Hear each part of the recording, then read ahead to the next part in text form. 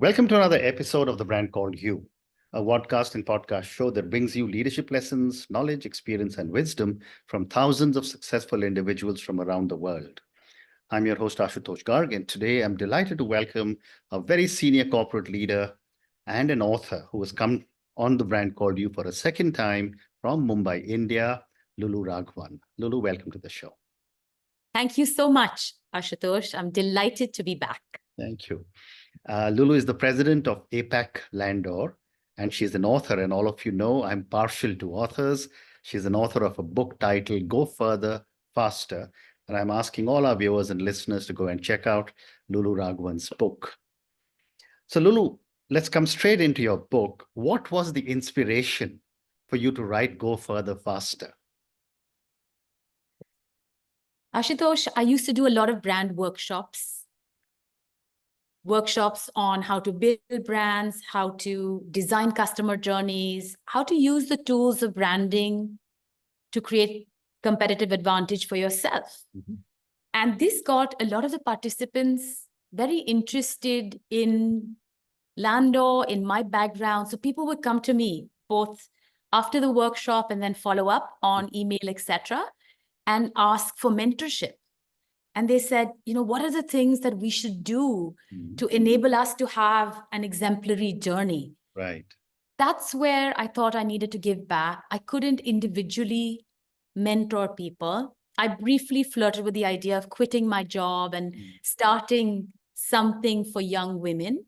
But I love my job and I love my company too much. And so I decided that the next best way was to write a book. Mm-hmm. And so here we go. Go Further, Faster. It's the things that I wish I knew, or the book I wish my parents had given me when I was starting out in the world of work. Mm-hmm. Because had I known this, I might have accelerated my career earlier than I had. I mean, just to clarify, Ashutosh, it's not about hacks. There's no easy formula to do well in life. Mm-hmm. And some people have misunderstood the title of the book, Go Further, Faster. But the intent is, if you take a very holistic approach, you could create opportunities for yourself earlier in your career. Very well said. So Lulu, I did get a chance to go through your book, and your book is in 3 parts. Tell me about these 3 parts and why, or what was your logic to dividing it in 3 parts? So part 1 is develop yourself. Part 2 is promote yourself. And part 3 is evolve yourself. Okay. So Ashutosh, the book actually started because there was a lot of interest in personal branding. And people asked me, could you teach us how to do it? We're willing to pay for your coaching and guidance, etc. And I just couldn't do it because there are too many people who are asking. So I said, okay, let me write a book to tell people how it's done. And then I thought to myself, well, there's so many books on personal branding. Could this really be differentiated? Yes, I'll have my methodology. Somebody else will have another methodology. But that seemed less interesting. Mm-hmm. That's when I thought quite deeply about what is it that I was actually saying to a lot of these young women and men who were coming to the workshop. I was saying that by branding yourself, you could give yourself a competitive advantage in the workplace. Mm-hmm. But I wanted to be careful that people didn't misunderstand 2 things. One, that if there was no substance, if you weren't somebody who was constantly delivering, you could just do this and it would give you advantage. Yeah. I also didn't want people to misunderstand that you do this and that's it. You've arrived. Constantly work on yourself. Therefore, the 3 parts fell quite nicely in place where I say work on yourself first. Make sure that you have all of the foundational habits that make you an exemplary professional. Then you package yourself, create those opportunities. But by the way, you got to keep evolving and giving back as well. So those are the 3 parts of my book. Fantastic. And they fall so logically together. Thank you. My next question is, you also talk about holistic self-development. Tell me a little bit about why this is important And how can professionals integrate mind, body, and soul in their daily routine? I believe, Ashutosh, that we've all become so obsessed with success and achievement, especially in the Indian context. I think some societies have gone beyond that, but in India, it's still very much about success and achievement, Yeah. that we might sacrifice other parts of ourselves as human beings at the altar of success or at the workplace. And I've observed over the years, my colleagues as well as clients, that people are working hard, they're very, very busy, but they've stopped growing. They might be stagnating because they've not really paid attention to constantly developing themselves. I also observed that people have horrible lifestyles. They're not taking care of their body. I also observe, because I'm in the creative business, that if you don't fill your mind with inspiration, or you don't have spiritual or soulful practices, or you're not inherently in touch with your inner being, that creativity cannot flourish. And it just seemed all interconnected. And in my own journey of becoming healthier, of having lots of different pursuits in life, of continuing to grow, I could see that, you know what, it's actually the package of all of these three that is creating the environment for you to succeed. And therefore, especially for young people, I wanted to say, it's great you got into this top company, but don't forget, these are things that you constantly have to develop to stay on top of your game. Or, I mean, maybe even stay, it's not only about being at the top of your game, but to have a thriving career and a flourishing life. Correct. Well said. Great response. So, Lulu, how would you define personal branding in today's professional landscape? Brand is about associations. If you had to simplify it, there are lots and lots of different definitions out there if you go on Google, but fundamentally, it's about associations. If I say Ashutosh Garg, the brand called you, Landor or Lulu Raghavan, what are those associations that are evoked in the minds of others? Yeah. Now, the game of branding is if you can align those associations of how you are perceived with how you wish to be perceived, then lots of opportunities open up for you. So for me, personal branding is very intentionally thinking about how you wish to be remembered in those rooms when you're not there. Yeah. As Jeff Bezos said, it's not what you say it is, but what other people say about your brand that defines your brand. So when you intentionally say, I want to be seen as competent, but also warm and energetic, then I very intentionally show up with that energy and that vibe in every place or forum that I show up, whether it's in a chat with you, in an email, in a physical conference.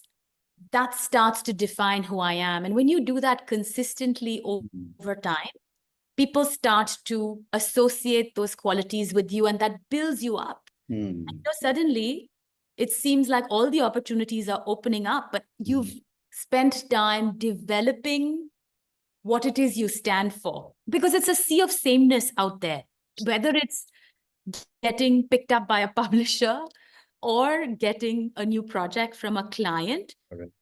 Standing out, standing for something is key. And you have to do it intentionally. You can't leave it to chance. And especially for professionals, Ashutosh, the question to ask yourself is, are you being a passive player in your professional journey? Are you actively shaping the opportunities that are coming your way? And most of us are being very passive. We've just abjugated responsibility to our companies. But frankly, you've got to be the navigator of your career. Absolutely right.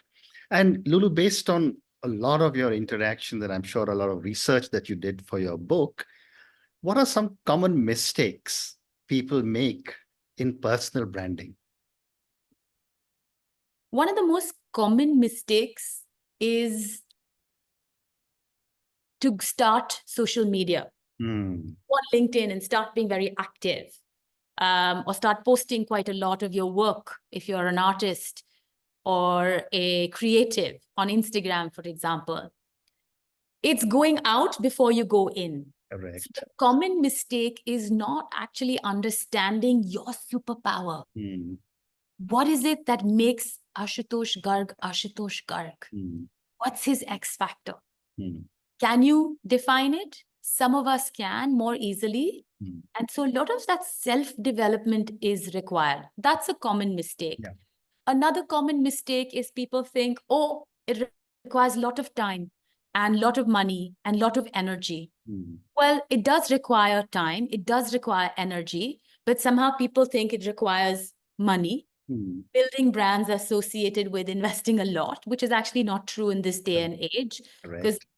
you can DIY everything Mm. and build a brand. So Yeah. that's another common mistake. And the third, I would say, is more a mindset, Mhm. but it is a mistake where people believe that their work will speak for themselves. Mm. They are such workhorses in the organization. It's no need to showcase their achievements. One of my favorite authors, Adam Bryant, who's written this new book, which is quite a success, called Leap to Leader. In that, he talks about workhorses and show ponies. Mm. And he said, you can't just be a workhorse and be beavering away in a corner because no one's going to notice you, not even your boss. Mm. On the other hand, you can't just be a show pony. Mm. It's important, but only screaming and being on LinkedIn always is going to put people off. Mm. The superstars, the star performers have a brilliant combination of the two. Right. They deliver day in and day out to their organizations. They're reliable. They're committed to the mission of the organization. They're evangelists for the organization, but they're also show ponies because they know how to communicate the value internally and externally.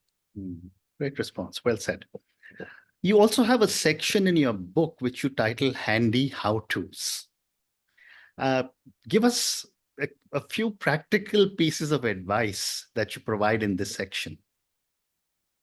You know, when I'd almost written the book, I was thinking, these young people, are they actually going to read my book? Because you're also hearing about how they only digest videos. Mhm. And I said, maybe I'm a bit old-fashioned and I've written a book. But these handy how-tos, and a lot of people have said they love it the most, are very, very actionable. Excuse me. So how to ask for a raise, how to build a tribe, how to say no, how to disagree with your bosses.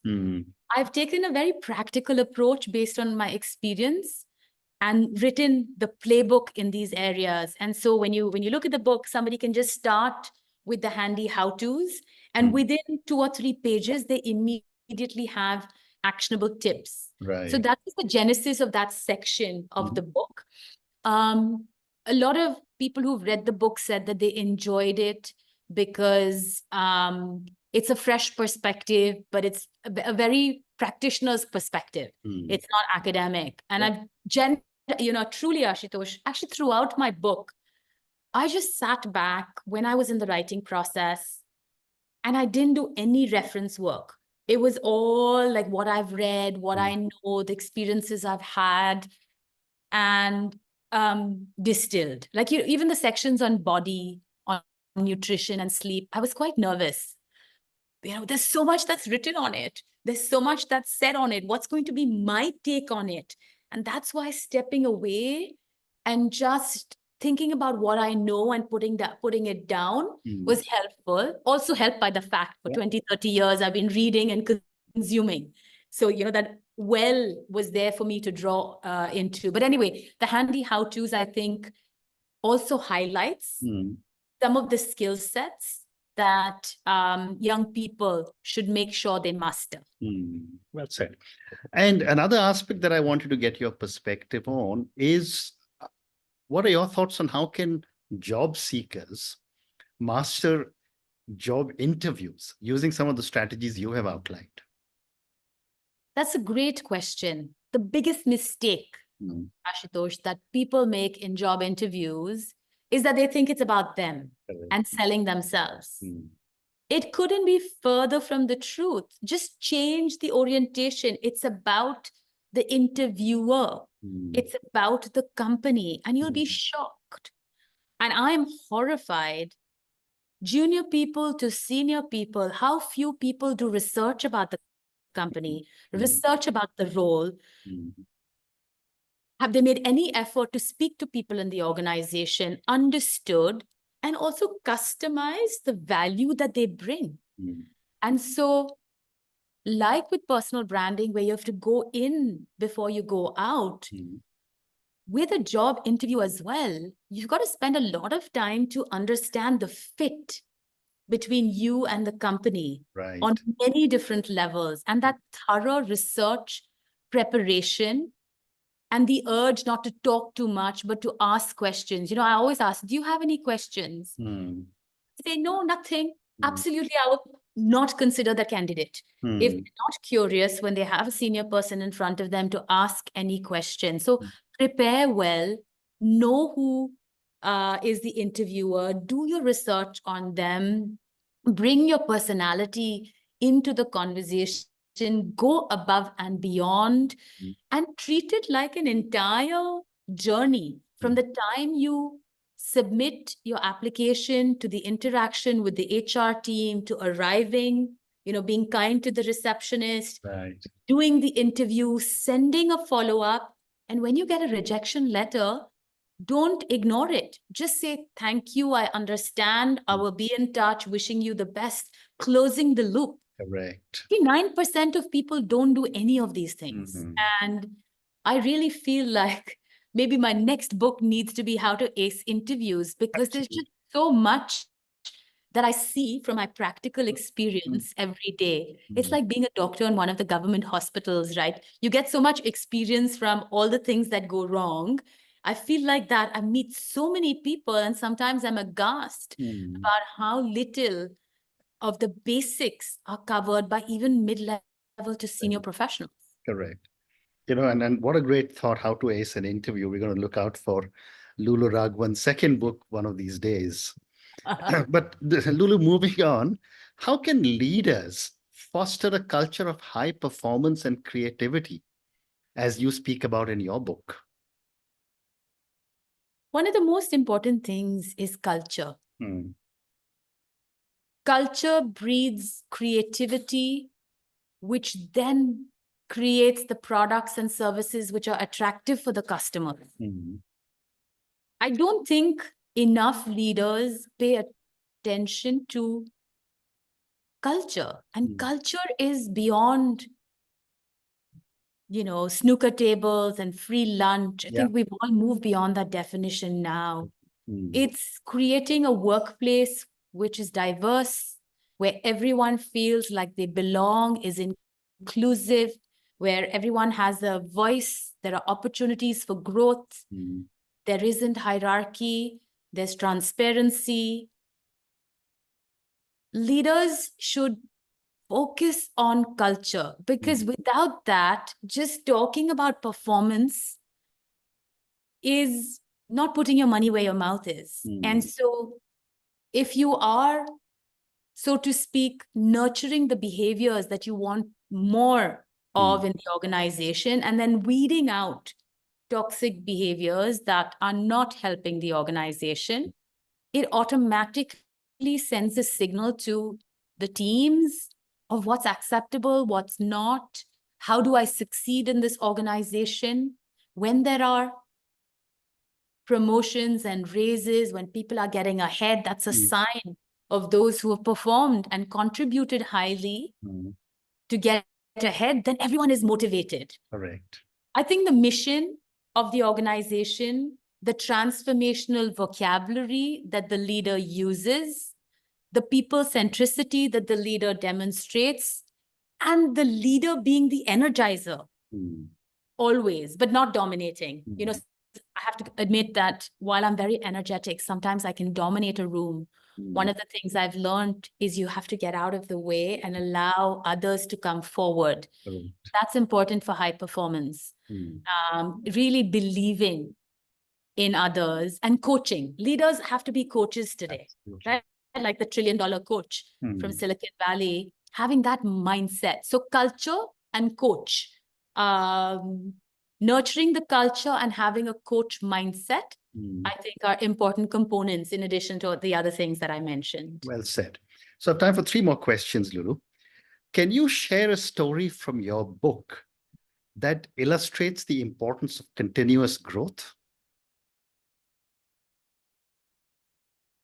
Yeah, so I've talked about a moment when I was in our London office when I got booted from a project. And I could have taken it very personally, which I did actually.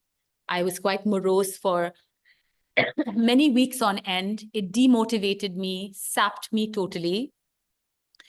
And my husband, saw me moping around, saw that my whole energy and desire to wake up and go to work had been taken away. And I still don't know why, by the way, I got booted off of that project. The communication wasn't very clear, but it just felt like the world had come crashing down. And, he had to really give me a kick and say, you've got to get over this. Wake up the next day, dress up, show up, and learn something new and different. So that really shook me up. I realized that I was wallowing in self-pity and a bit too self-obsessed. And I went to work the next day with a slightly better attitude. And while I wasn't on that team, I started speaking to some leaders of other teams and saying, I do have time on my hands now because I've not been staffed on any other project. Is there anything I could do to help? And I'd never done new business before. That's something I started getting into. And you won't believe it, Ashutosh, that has been the skill that has probably been my biggest contributor of success. But it was in that moment of rejection where I had to reach in and get over my ego of having been rejected and said, what else can I do to add value? And I picked up a skill. It took time to hone that skill, but that's when it started. Amazing. That I was in client management, but this forced me to think about new business and become a rainmaker, which has helped in my growth hugely. Amazing. And this is such a powerful message you are giving to all our viewers and listeners, Lulu, that there's no point in moping around. Do something positive, which may just change the direction of your career. But 2 more questions. What impact do you hope Go Further Faster will have on readers? The sub-line or the brand line of the book is shaping a life that matters. And while personal success is important, and that's what we're all striving for, I believe that success comes with responsibility to help others grow and to matter in the lives of others. Yeah. So whether it is your colleagues, it's your family, it's a nonprofit organization or your industry at large, paying it forward, giving back is super important. And I wish we all started earlier. Shouldn't wait till we're 50 and 60 to do these things, right? Yeah. And I tell my young professionals on my team, even if you've just joined, an intern can be the person that you're the mentor for. There's always somebody behind you.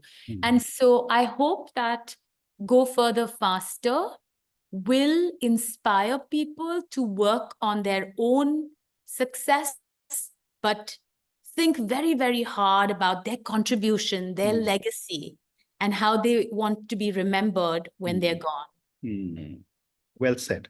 And my last question to you, Lulu, when we started our conversation and you started talking about your book, you said that you wish someone had told you a lot of these things when you were much younger. If you could give one piece of advice to your younger self, what would that be? The biggest piece of advice I would give myself, my younger self, is to sit in silence with myself.